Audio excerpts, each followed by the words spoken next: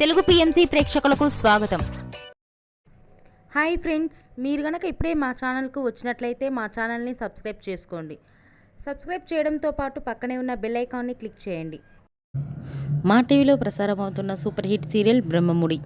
ఈ సీరియల్లో హీరోలుగా మానస్, శ్రీకర్ కృష్ణ, కిరణ్ కాంత్ నటిస్తుండగా హీరోయిన్లుగా దీపిక, హమీద, నైనిషా రాయ్ నటిస్తున్నారు. తాజాగా దీపిక తన లేటెస్ట్ ఫొటోస్ని అభిమానులతో పంచుకుంది. ఆ ఫొటోస్ని మనం కూడా చూసేద్దాం.